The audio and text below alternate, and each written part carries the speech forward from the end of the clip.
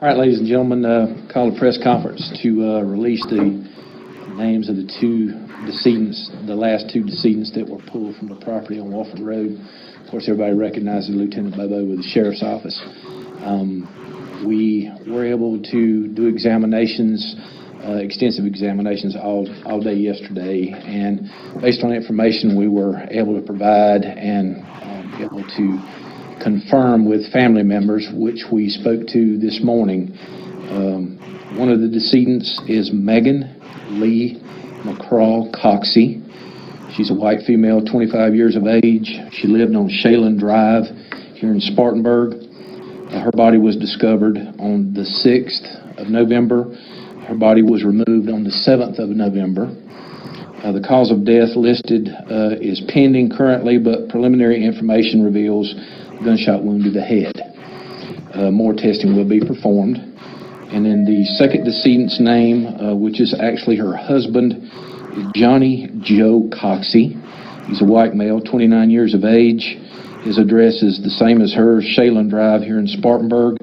He was the last body that we discovered, and it was on the 7th of November.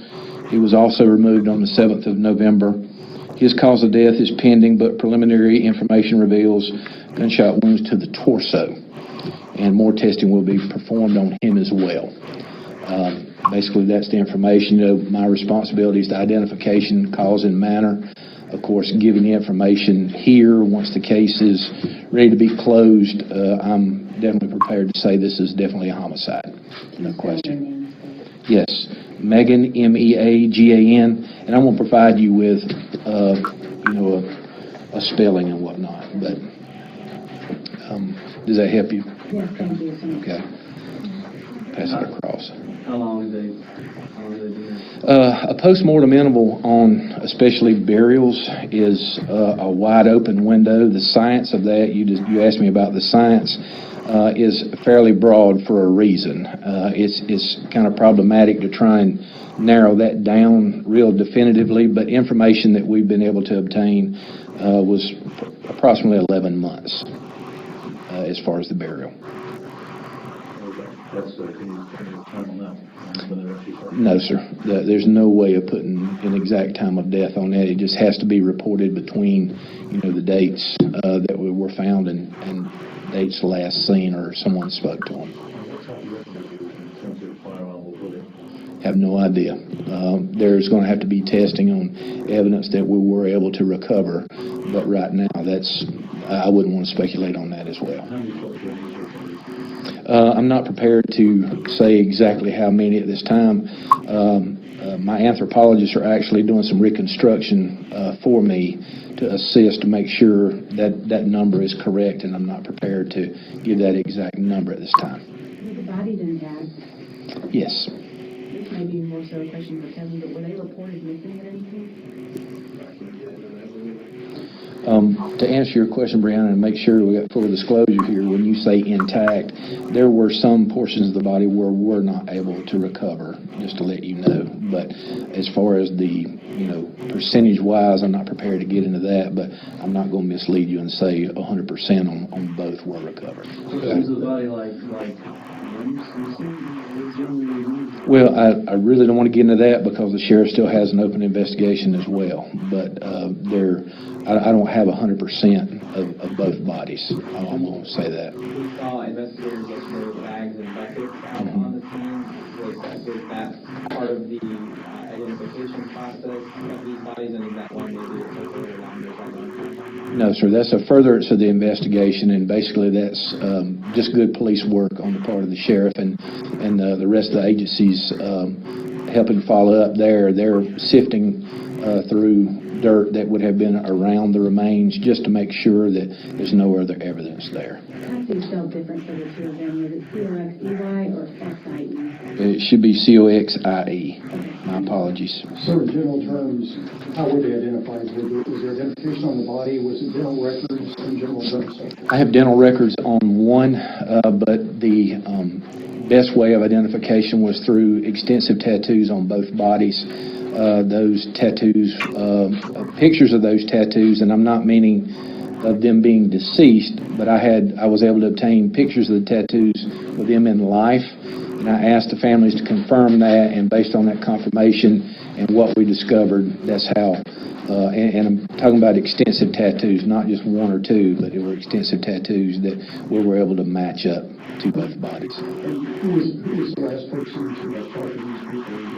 I'm Tell me that in general terms. No, sir, I'm unaware of that. That would be the sheriff's purview as far as that's Did you concerned. have an idea going into this investigation who these people were, or did he tell you who they were? He hadn't told me, but the sheriff, of course, his men have spoke to him, and I'll let Lieutenant Bobo go into that. So were both these bodies pretty close? And you also had any suspects? Well, given the state that they were in, a determination of any sexual, question probably wouldn't be an area that I'd be able to address, and yes, they were clothed.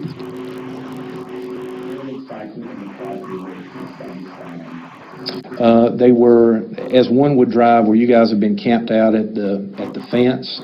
They were essentially straight back and to the right, just a little bit. And you guys have, there've been numerous helicopters and planes flying over, but it was a small distance from where you guys were at, but it wasn't very deep in the property in relation to what I know about the total acreage there. So it wasn't near the container where Caleb Brown was found? Yes, sir. It was not far from the container. How deep were these graves in comparison to what Charlie was in? I'm not going to go into the exact depth, but we did record, of course, part of our process would have been to be able to reconstruct if need be, but it was considerable. I mean, you guys saw us digging out there, and the dirt was fairly hard, so that's why it took us a while to get them extracted. What is it like to do your job this time? I know you guys been very busy, but what has been the biggest challenge that you have? Day by day, there's something new here.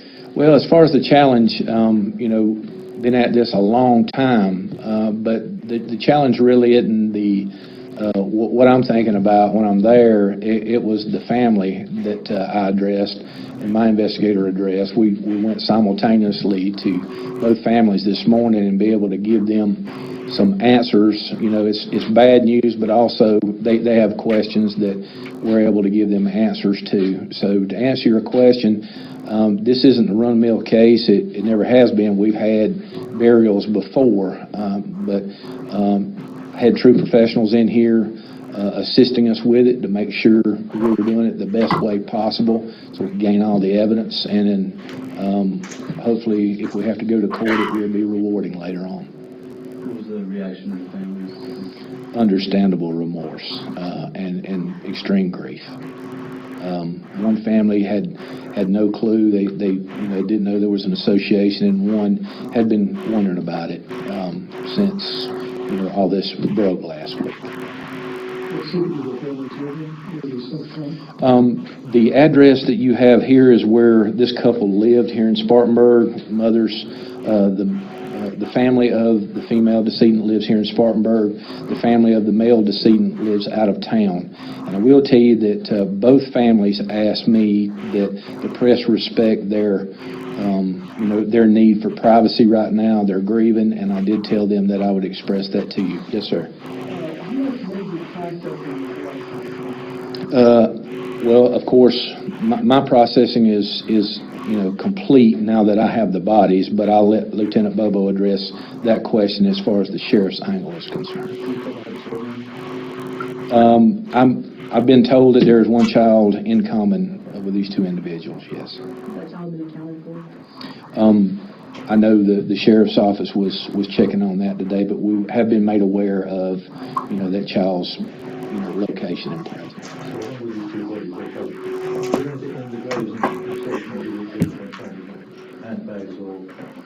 Some of the possessions they may have had. Well, we collected everything that we could find down to the sifting, and there were some minute things that we found during the sifting. But as far as a total accounting, we will have to take the findings once from the crime scene itself and, basically do a comparison with the solicitor whenever it comes to the information that Lieutenant Bobo and the sheriff's men have been able to come up with, and we'll let them do that. I'm going to ask Lieutenant Bobo to come up because we're fielding a lot of questions about the sheriff's angle, and I want him to be able to address those.